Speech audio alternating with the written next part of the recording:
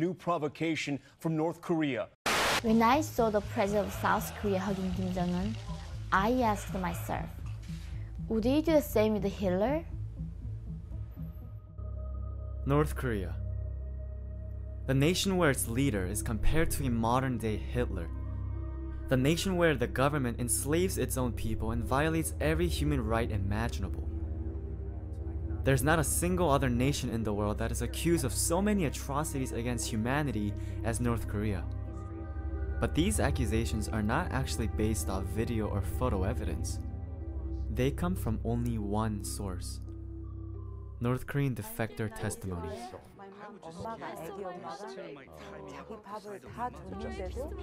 These testimonies are heard all around the globe and tell the world how terrible it is to live in North Korea. And their shocking stories not only shape public opinion, but make way for actual policies that punish North Korea. But questioning anything defectors say seems unreasonable, because these are actual people from North Korea. Who else would we listen to if not them? Why would they lie? Because behind the scenes of all defector testimonies that demonize North Korea is a world of lies that is very well hidden. So I traveled to South Korea to see a glimpse of the world behind defectors we don't see in the media. I first talked to attorney Chang Kyung-uk, who has extensive experience dealing with South Korean intelligence and North Korean defectors. 저는 이제 민변에 2000년도에 가입한 이후로 시국 사건이라 해서 국가보안법이라든가 집시법 위반, 뭐 여러 가지 이 집회 시위 과정에서 발생하는 또 법률들이 많이 있습니다. To understand South Korean politics, we must first understand the National Security Act.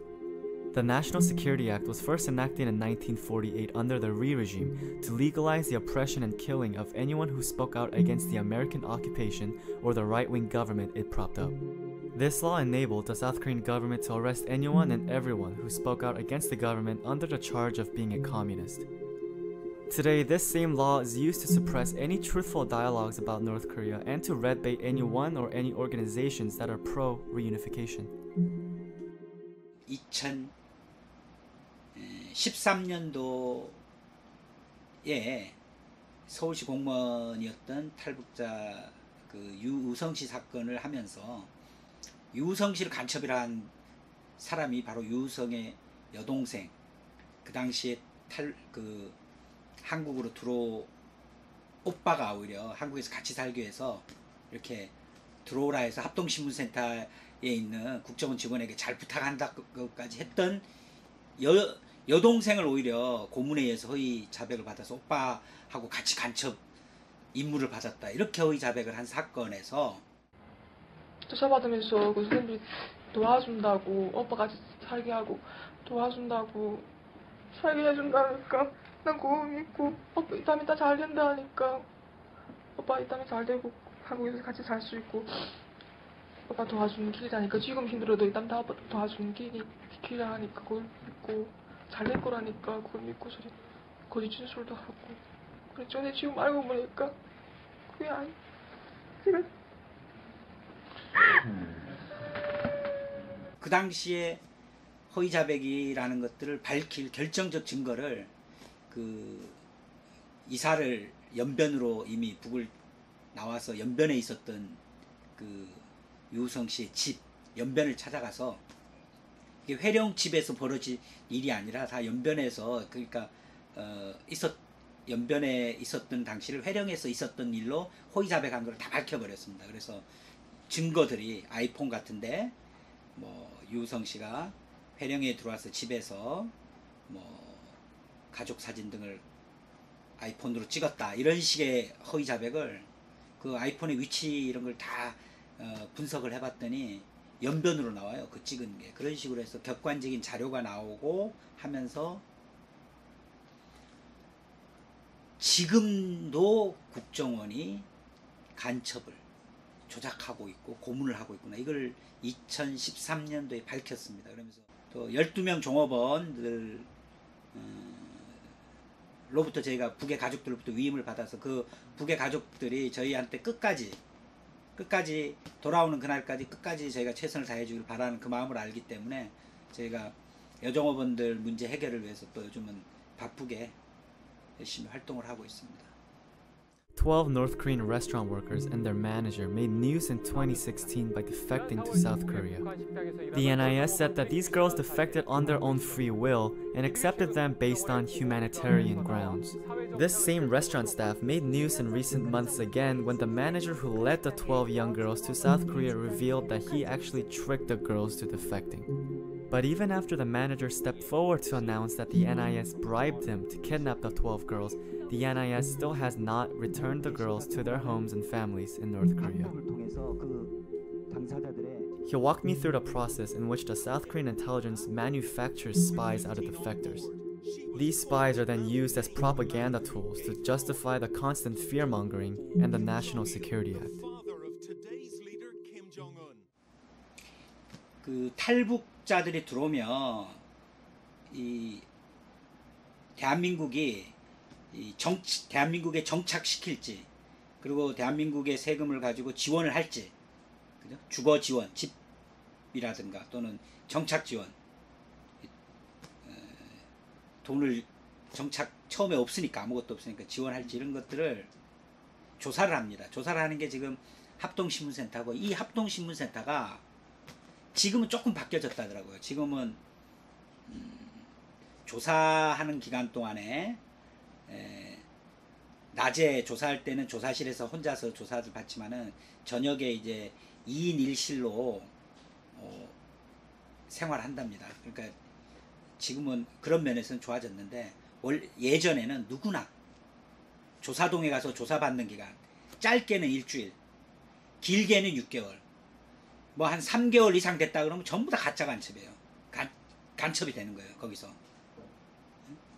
무슨 혐의가 있다 이래서 독방에 가둬놓고 3개월 이상 길어지고 하다 보면 사람이 거의 이제 뭐 수사관들이 하자는 대로 다 하게, 허위자백하게 되는 건데, 이 어떤 곳에 가두냐면 비밀시설 같은 그 합동신문센터 산속에 위치돼 있고, 언론도 가면 카메라 꺼 그러고 이렇게 막 무시무시한 장소에 막 철조망 쳐놓고, 지금은 철조망 없어졌는데 제가 처음 갔을 때는 무시무시한 그런 곳에 탈북자들의 임시 거처라고 하면서, 처음에 오니까 집이 없으니까 임시 거처라고 하면서 보호해 준다고 그러면서 그런 어떻게 보면 중감금 시설에 감금해 놓고 있더라고요. 그러니까 거기가 간첩 조작 공장이 된 거예요. 예전엔 독방에 가뒀어요. 달력도 안 줬어요. 그리고 외부 일체 접촉 없이 수사관들하고만, 그러니까 그 조사를 하는데 수사관들이 뭐 반말 쓰고 온갖 희롱하고 뭐 수사관들한테 잘 보여야 되는 거고, 뭐 그런 식의 탈북자들이 조사 과정이 아주 비인간적으로 됐었는데, 그 과정을 맞춰서 간첩이 아니라든가 조선족이 아니다, 화교가 아니다라는 거를 이제 검토를 마친 후에야 이제 정착 지원, 정착 교육 시설. 왜냐하면 이분들은 사회주의에서 왔으니까 대한민국 자본주의에서 뭐 예를 들면 지하철표를 끊는다, 이 생활을 모르지 않습니까? 자본주의가 어떻게 되는지는 모르기 때문에 그 교육을 받는 하나원으로 이동을 합니다. 거기 도서관에 가면 무조건 북에 어떻게 보면 지도자를 비난하는 책들로 막 가득하게 있고, 방영하는 것도 무조건 이분들이 기존에 배웠던 교육이나 이런 거하고 다른 얘기로만, 그래서 그분들의 어떻게 보면 문화적인 제노사이드다. 어? 북에 대한 건 모든 걸 싫어하도록 하고 그렇게 교육받고, 탈북자의 존재를 저는 대한민국 정부가 북을 붕괴시키기 위한 북한 인권 문제를 계속 정치적으로 이용하기 위해서 탈북자들을 마치 환영하는 것처럼, 자유를 찾아서 오는 것처럼 이렇게 연출하기 위해서 이런 탈북자들을 뭐 브로커를 통해서든 여러 가지 방법으로 끊임없이 한국으로 들어오도록 한 거고요. 그리고 그 들어온 탈북자들을 통해서 또 북의 휴멘트 정보라 해서 진실되지도 않아요. 탈북자들 중에 얼마나 또 거짓 정보를 많이 제공했습니다. 그러니까 정보 수집으로 이용하는 거죠, 또 탈북자들을. 그리고 또 간첩으로 만들어서 또 이용하는 거죠. 북에 대한 반북 활동에 탈북자를 이용하고 북의 휴멘트 정보를 입수한 그 정보 대상으로 이용하고 그다음 간첩 조작 대상으로 이용하고. After learning about the dark process for all defectors once they arrive in South Korea, I wanted to hear from some defectors of their stories. One thing I need to point out is that these defectors had nothing to gain from what they told me on camera. They simply took time out of their busy schedules to tell the truth about their home country. Mr. Choi and Mrs. Kim Ryun-hee have very different stories. They came to the South in different times, and they came for different reasons. 저는 평양 사람이고요. 69년도에 태어나서 지금 현재 국적 나이로 49살이고요. 북에는 아버지, 엄마, 남편, 딸 이렇게 제 가족이 있고요. 제가 여기 2002년도인가 그때 왔어요. 뭐 어떤 한 15년 되지. 그래갖고 지금까지 여기서 그냥 살고 있어요. 북에서 와가지고. 2011년도에 해외 여행을 나옵니다. 각 나라 사람들은 해외 여행을 나갈 때면 자기 나라 요건을 받아가지고 여행을 가는 거죠. 저도 조선민주주의 인민공화국 여권 받아가지고 중국에 해외 여행을 나가게 돼요. 중국에 저희 사촌 언니, 조선족으로 살고 있는 언니가 있어요. 그래서 해외 여행할 겸 언니네 집에 친척 방문도 할 겸 그래서 갔다가 전문 인신매매를 하는 브로커들이 있습니다. 이 사람한테 속아서 북의 여권을 빼앗기고 번이 아니게 남쪽으로 끌려오게 돼요. 2002년도에 왔고, 내가 온 계기는 그냥 그래요. 그냥 그쪽에서 생활을 잘 못했으니까. 그래 가니까 사람이란 게 대부분 뭐 여기 탈북자들이 온 사람들 중에서 뭐 배고파서 넘어온 사람들도 있고, 뭐 내 자신 같은 거는 뭐 구태 배고프다기보다도 물론 그때는 다 어려웠으니까 다 그런데 근데 뭐 내가 그래서 생활을 잘 못하고 이러다 나니까 뭐 그쪽 주변에서 듣는 소리도 있고 해서 한번 중국이나 가보자, 돈이나 좀 벌어보자고 소리. 그리고 중국 쪽으로 넘어갔지. 넘어갔다 보니까 그쪽에서 브로커들한테서 들으니까 뭐 여기서 한 2, 3년 벌면 큰 돈 벌 수 있다 해서 뭐 그러고 뭐 여권 만들어갖고 넘어온다 했지. 그래가지고 넘어온 거예요. 그러니까 지금까지 이렇게 있네. 그렇게 됐어요. 남쪽에 오자마자 저는 국정원 덕방에 갇히게 됩니다. 그래서 그 국정원 사람들한테 나는 이 브로커한테 속아서 잘못한 사람이다. 난 내 고향에 가야 된다. 남쪽에서 살 이유가 없다 하고 계속 하소연하죠. 그러다가 덕방에 있으면서 한 달 동안을 제가 단식 투쟁을 합니다. 밥을 안 먹고 막 난 빨리 보내달라 하지만 끝내 이 사람들은 저를 보내주지 않아요. 보내주지 않고 한 3개월 정도 가다 놨다가 대한민국 국민으로 살겠다는 서약서 한 장만 써라. 너 이거 안 쓰면 죽을 때까지 여기서 나갈 수가 없다. 설사 내가 국정원에서 죽는다고 해도 그걸 알 수 있는 사람은 세상에 단 한 명도 없을 것이다. 이렇게 강박을 하고 협박을 하죠. 그때만 해도 국정원 덕방에 갇혀 있을 때만 해도 저는 뭐 분단, 저국, 뭐 이런 민족 이런 게 별로 저한테 큰 의미가 없었어요. 별로 관심이 없었고요. 그때는 살아서 이 국정원에서 나갈 수만 있으면, 살아서 내 가족한테 다시 돌아갈 수만 있었으면 이게 제일 유일한 최고의 소원이었어요. 내 딸을 다시 살아서 안을 수만 있다면. 이렇기 때문에 석 달 만에 어쩔 수 없이 이 국정원이 강박하는 대로 대한민국 국민으로 살겠다는 서약서를 쓰게 됩니다. 이게 내 같은 상황은 상황이 좀 다르게 됐어요. 내 같은 거는 와서 사회생활하면서 바로 찍혀버렸다고. 왜 찍혀버리는가? 그땐 주변에 그때는 뭐 그때 상황에서는 북이 뭐 당장 내일 모레 망한다, 어찐다, 뭐 이런 상황들이 막 되고 뭐 주변에 그냥 한마디로 말해서 내 심정 이야기하면 그때 주변에서 이 남쪽 사람들 내 주변에 있는 사람들은 나는 내 그냥 생각으로 내가 솔직하게 이야기하고 난 집단적으로 미쳤다고 생각했어요 그때 이 사람들이. 왜냐하면 북에 대해서 너무도 모르니까. 그러니까 어느 저 교회 무슨 뭐 거기서 무슨 뭐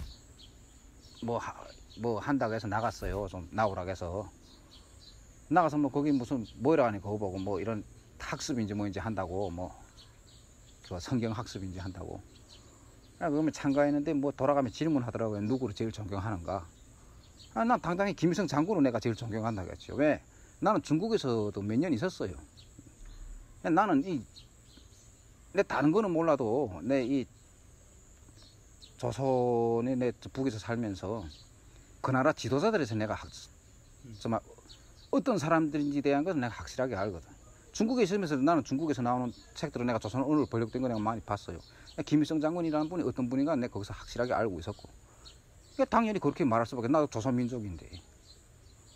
그런데 그걸 이놈들이 가서 그 경찰에다 꼬장한 거지. 그러니까 나는 여기서 그러니까 이게 특별 대상 관리다 이렇게 돼버린 거예요. 내 같은 사람은. 그러니까 여권 신청해도 여권이 안 나와요. 그래서 인터넷에다가 글을 좀 올렸지. 그렇지 않다는 걸로. 니들이 잘못 생각하고 있다. 그리고 김일성 장군은 어떤 사람인지 내가 그래서 북의 말이 너희들이 믿기 싫으면 그거 믿지 마라. 그러면 중국이나 아니면 일본 놈들조차도 김일성 장군에 대해서는 올바로 썼다. 그놈들 간홍기록이라는 게 있어요. 김일성 장군에 대해서 쓴 게. 근데 이거 맞아 와보니까 무슨 가짜 김일성이 뭐요. 일본 놈들 자체도 북의 김일성을 그쵸. 김일성 장군에 대해서 그대로 그렇게 다 썼거든. 대단한. 솔직히 말해서 생각해 보세요. 아니 일본 놈들이 개노릇 하던 애들이 호요하셨는데 그 김일성 장군님이나 항일 투사들은 영하 40도로 오는 데서 10수. 나는 그 중국에 있으면서 내 겨울에 거기 지냈어요. 영하 30도만 돼도 바깥에 나가기가 싫어요. 그런 산 속에서 싸우시던 분들이라. 그런 사람들이 세운 나라고. 그러면 그런 나라 사람들이 거짓말하겠어요. 이 매국노들이 거짓말하겠어. 당연히 매국노들이 거짓말하지. 그러니까 나는 그런 이야기를 쓴 거예요. 그리고 내가 와서 느낀 점을 내가 이야기했지. 북에서 가르쳐준 게 다 사실이었다고.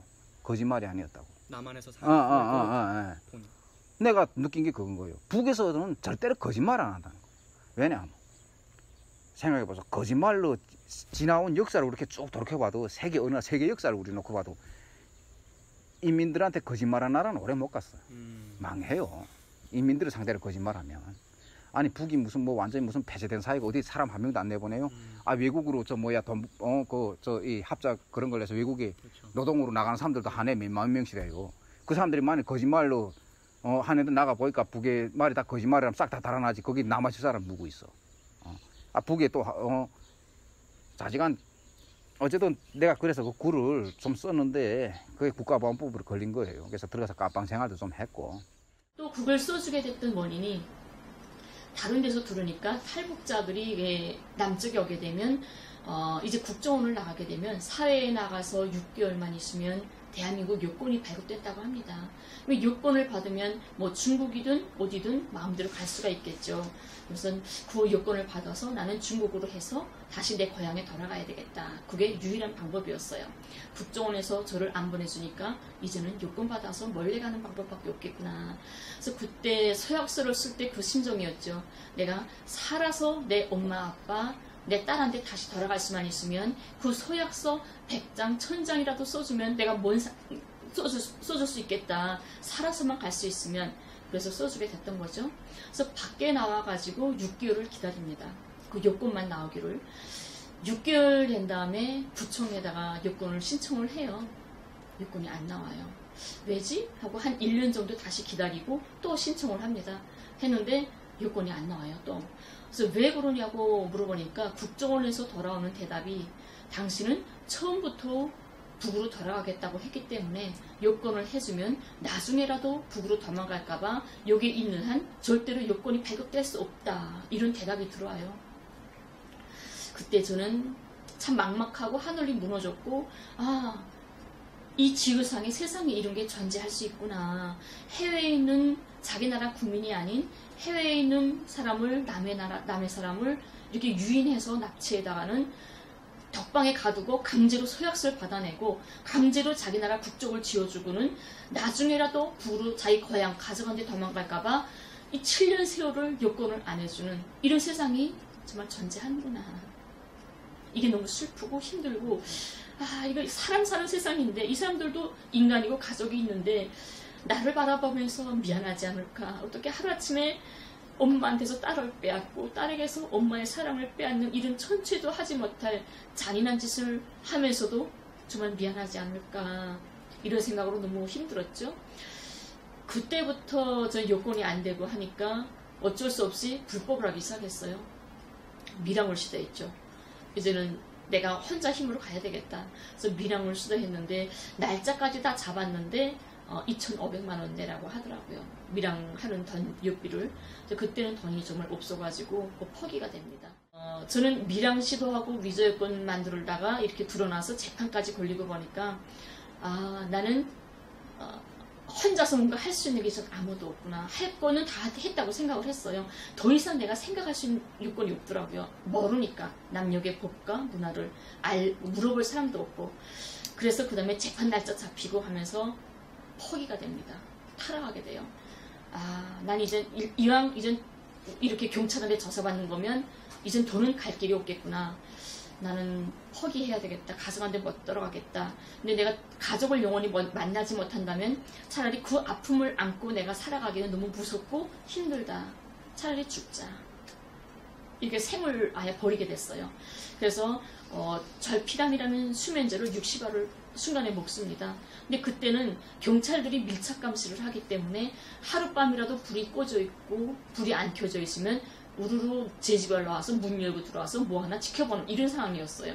그 정도로 저는 아무도 보호할 사람도 없었고 대변해줄 사람도 없었고 어제 경찰들이 자기 마음대로 주물 수 있는 이런 정말 가벼운 이런 사람이었죠. 그날도 약 먹고 쓰러졌는데 경찰들이 불 꺼져 있으니까 올라와서 쓰러져 있으니까 119 차를 불러서 병원에 실어갔죠. 하루 만에 의식을 차립니다. 정신을 잃었다가. 근데 그 약물 중독으로 해서 제가 20일 동안을 하반신 마비를 걸려요. 걷지를 못합니다. 그래서 병원에서 20일 동안을 휠체어를 타고 다녀요. 20일 만에 다시 태어나서 집으로 왔는데 내가 죽지 않고 살아서 집에 나왔다는 게 나를 용서할 수가 없었어요. 왜냐하면 살아서 가족을 구리는 마음으로 살아서 견뎌갈 힘이 나한테는 없었기 때문이죠.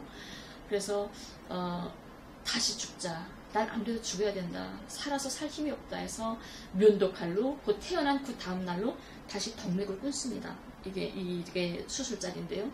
덕맥을 끊어서 쓰러졌는데 또 이렇게 피가 쫙 침대 밑에 뚝뚝뚝 떨어지는 소리를 들으면서 의식을 또 잃어요. 난 죽는구나. 쫙 잃었는데 또 경찰들이 와서 차에 실려가서 수술장 들어가서 수술받고 살아나오게 되죠. 그때 제가 생각했습니다. 살아야 할 이유가 있는가 보다. 나는 살아있으면 꼭 갈 일이 있는가 보다. 내가 찾지 못한 어떤 방법이 하나 꼭 있는 것 같다. 또 시작을 해봐요. Before we move on, we have to address a certain aspect of North Korean human rights that everyone loves to talk about. Starvation, famine. The period of hardship where hundreds of thousands starved to death in the 1990s is called the Arduous March in North Korea. But how did the Arduous March happen and why did so many people die? In 1991, the Soviet Union collapsed. And with its downfall, many global socialist trading networks that included nations like North Korea also collapsed. This meant North Korea did not have a sustainable market to sell or buy goods to support its people. And during the same time, North Korea was hit with two massive floods in 1995 and 1996, and a drought in 1997. The floods and the drought totally destroyed North Korea's agriculture and its ability to create enough food for its people. And with no socialist market, the North Korean leadership tried to open up its economy to the rest of the world by trying to join the IMF and the World Bank. The US does not let North Korea join. Instead, the United States used this famine in North Korea as an opportunity to do what it's always wanted to do: completely destabilize the nation. 미국 놈들이 얼마나까지 나쁜 짓을 했냐면 북이 권한의 행위설에 진짜 식량이 몽땅 떨어졌지, 농사도 못하지, 막 기름도 안 들어서 몽땅 전기가 멈춰서고 산업 공장의 70%가 몽땅 멈춰섰어요. 생산을 못했어. 국가에서 공장이 돌아가서 뭘 생산해야 이민들한테 나눠줄 거잖아. 이때같이 딱 공급으로 살았잖아요. 우리는 모든 공급으로 살다가 순간에 공급이 딱 끊어버리니까 난리가 난 거지. 굶어 죽을 수밖에 없었어요. 그래서 할 수 없이 이 남쪽 같은 경우에는 국경이 없잖아. 다른 나라에 넘어가는 국경이 없잖아. 북은 중국과 러시아가 있어요. 근데 중국하고는 국경이라는 개념이 없어요. 시내물 하나 건너가는 것처럼 가까워. 근데 더군다나 권한의 행군 때는 수시로 하루에도 12번씩 왔다 갔다 했어요. 국가에서도 어쩔 수 없이 가만히 있었어. 왜냐면 국가에서 해주지 못하잖아. 당장 없으니까. 그래서 중국에 가서 뭘 바꿔서 쌀 바꿔 먹고 뭐 이렇게 장사를 많이 했거든. 근데 미국 놈들이 그 CIA나 국정원이나 이런 자들이 그 단동이나 중국 국경에 와서 무슨 일을 했냐면 북쪽수를 만나가지고 석거리 하나만 잘라와라. 석거리 하나에 쌀 한 마디씩 바꿔서 준다. 전기선 잘라와라. 전기선 몇 킬로에 쌀 5만 짜 바꿔준다. 이렇게 말을 했어요. 근데 미국이 석거리가 왜 필요하겠어요? 우리가 가스가 안 들어오고 전기가 안 들어오고 하니까 그래도 농사는 지어서 이민들 먹여 살려야 되잖아. 그래서 밭을 갈아야 되는데 트랙터가 못 돌아가요. 기름이 없으니까. 그래서 서가 밭을 갈게 됐어요. 근데 서가 꺼리가 없으면 힘을 못 쓴대요. 그러니까 농사를 망치게 하려고, 농사를 멋지게 하려고 일부러 서를 꺼리를 잘라라고 한 거예요. 북을 붕괴시키려고. 다 굶어 죽여야 미국이 북에까지 넘어갈 수 있으니까. And the North Koreans have suffered because the United States has done everything we possibly could to destroy the economy of North Korea. We've done everything we possibly could to boost the economy of South Korea. And then we condemn them because they are backward and because their people are starving. This is why the Clinton administration admitted that it never bothered to keep its promises made to North Korea in the agreed framework of 1994. The US was simply counting on North Korea to starve to death. But the United States using starvation as a tactic is nothing new. During the Korean War, the US Air Force purposely destroyed dams, farms, and irrigation systems in North Korea to starve out the civilians. US Air Force General Curtis LeMay of the Strategic Air Command during the Korean War spells it out. There are no innocent civilians. It is their government and you are fighting a people. You are not trying to fight an armed force anymore. So it doesn't bother me so much to be killing the so-called innocent bystanders. For the United States to even talk about human rights in Korea, it first had to recognize Koreans as human beings, which was never the case.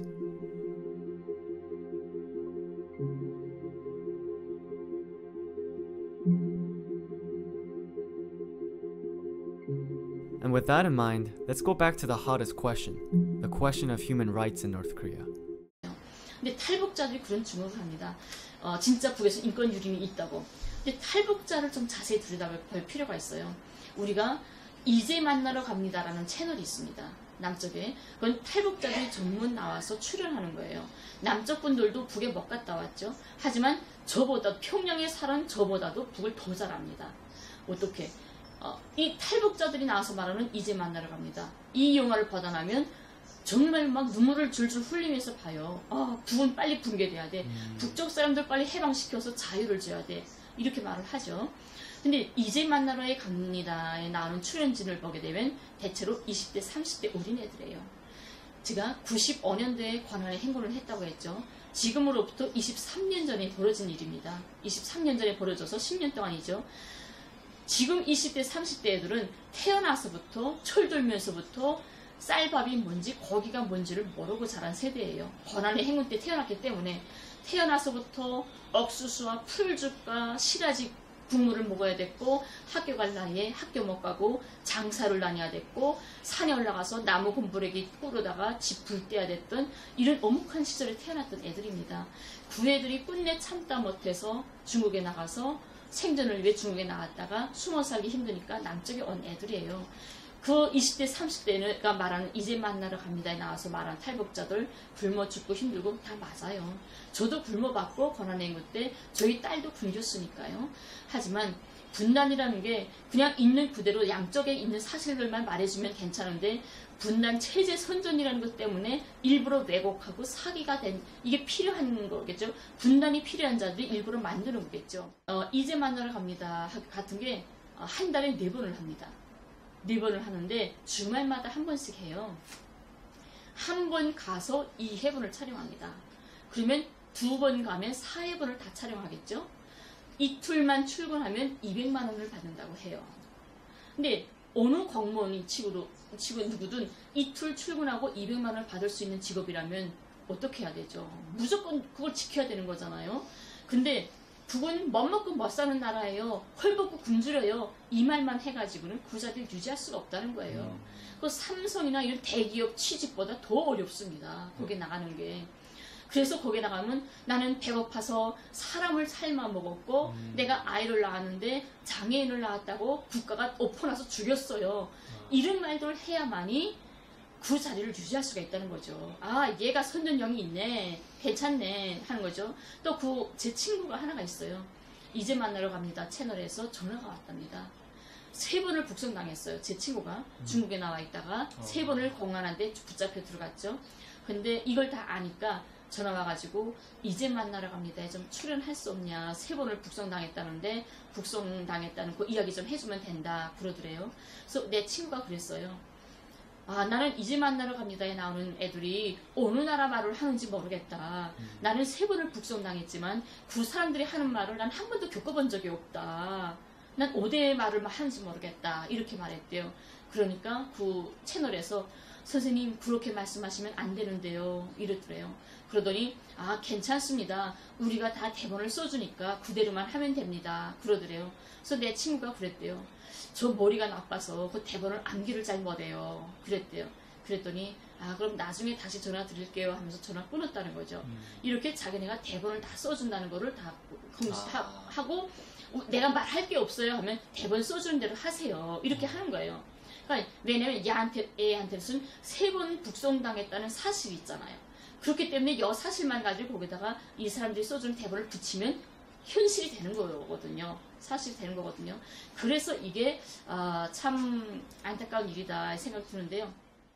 이제 만나러 갑니다에 평양 하우스 땡땡 그 여자분이 계시는데 그 분이 이런 말을 합니다. 이제 만나러 갑니다. 나와서 나는 허이락한 석탄더미 위에서 애를 낳았고 길바닥에 있는 유리조각으로 탯줄을 끊었고 지나가는 할머니가 석치마를 뜯어서 애를 감싸주었다. 이렇게 말을 해요. 이 세상 사상체제 몽땅 떠나서 유럽이든 뭐 백인이든 흑인이든 황인이든 다 떠나서 인간이라면 애를 낳아본 인간한테 물어보면 선생님 애를 밖에서 낳고 길바닥에 있는 유리조각으로 탯줄 끊어볼 수 있나요? 하면 단 한 명도 못할 겁니다. 누구든 못해요 이거. 왜냐면 갓 태어난 신생아는 면역이 없어요. 조금만 오염이 돼도 신생아는 죽습니다. 그러니까 어느 엄마가 애를 탁 낳자바람으로 탯줄을 자기하고 달려있는 탯줄을 유리쪽으로 끊는다는 건 상상이 안 되는 거예요. 하지만 남쪽 분들은 이제 너무 그에 대한 세뇌를 받았기 때문에 그게 사실이냐 아니냐 정상이냐 비정상이냐를 분간할 여유가 없다는 겁니다. 무턱대고 받아들이는 거예요. 북에 대해서 말하는 걸 무턱대고 받아들여요. 그러면서 눈물 줄줄 흘리면서 빨리 북을 해방시켜줘야 돼. 이런 생각을 한다는 거죠. 그 나라 인권은 세계에서 최고요. 아니 미국 같은 나라 보라고. 아까도 우리 이야기했잖아. 미국 집 앞 경찰 옆에서 사람 무서워서 경찰 옆을 다가가서 옆구리에다 먼저 손을 총 뽑아낼 판인데. 아니 자기 나라 인민이 미국 같은 거 자기 나라 사람이 설악에서 서지나 딱 총 발사해. 호수문에 손에 딱 총 있는 거에서 총 발사해서 죽여. 아니 어린 학생이 자기는 말을 듣지 않았다고 그것도 여학생인데 경찰이 어제 돼지 같은 경찰들이 3-4명이 달려서 두드려 패고 손을 뒤로 묶어가지고 그게 뭐 말라빠진 인권이에요. 그리고 다른 나라 사람들을 붙잡아다가나 테러분자라고 소리 거기는 독재라고 말하잖아요. 프롤레타리아 독재라고 인민 독재라고. 당장한 게 바뀌잖아요. 헌법이 그렇게 그 사람들 법이 그렇게 됐다고 프롤레타리아 독재 국가예요. 프롤레타리아라는 게 우리 말하면 그저 무산자들이 독재라는 소리예요. 인민들이 뭐 지금 무슨 발전된 인민 독재라고 해도 되지. 인민들이 한 독재, 자본가나 소수 이런 권력 부의 독점자들이 거기면서 배견할 수 없다 그 말이지. 그런 당이에요. 원래 조선노동당이에요. 북은 뭐 색감하고 암흑이고 독재국가고 사람 못 살 세상 아니에요. 그래 사람 못 살 세상이었으면 그 인민들도 살기 힘들었으면 데모를 했다거나 반정부 무슨 운동을 데모를 했을 겁니다. 하지만 단 한 번도 그렇게 굶어 죽으면서도 단 한 번도 데모라던가 반정부 운동을 꾸며진 적이 없습니다. 그냥 어디 국정원에 써준 소설을 읽는 애들을 탈북자 애들 걔들은 어차피 걔들은 쓰레기 취급받던 애들이요. 쓰레기 새끼들이 쓰레기통에 와가지고 살고 났다고 자기들이 이런 데서 돈벌이 하면서 걔들은 뭐 어디 회사 다니거나 뭐 공장 다니는 일하는 애들 아니요. 그렇게 해서 밥벌이에서 살아가는 애들이라고. The famous defectors that we're used to, the ones that announce to the world of the infringements of human rights in North Korea, probably look something like this. This defector is named Park Yeon-mi. Ever since a video of her crying at a conference went viral, she's been dominating the defector narrative in the media. There are many other defectors like her who get huge international attention. But how are they making themselves so popular? Who's supporting them? Let's use Park Yeon-mi as an example.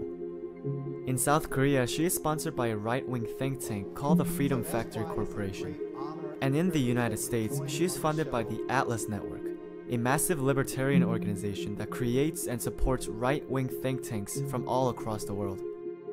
The Atlas Network has been playing an especially active role in the destabilization in Venezuela.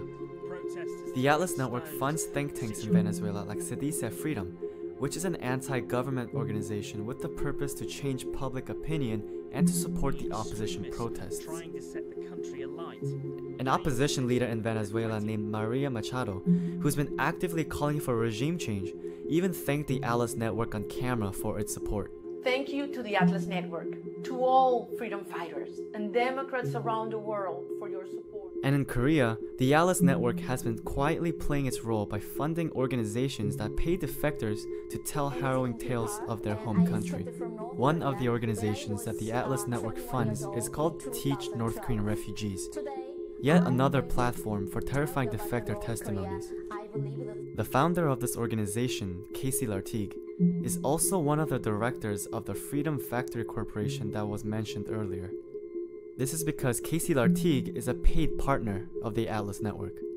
It isn't a coincidence that this massive yet secretive organization that meddles in Latin American politics also happens to play a major role in defector politics in Korea.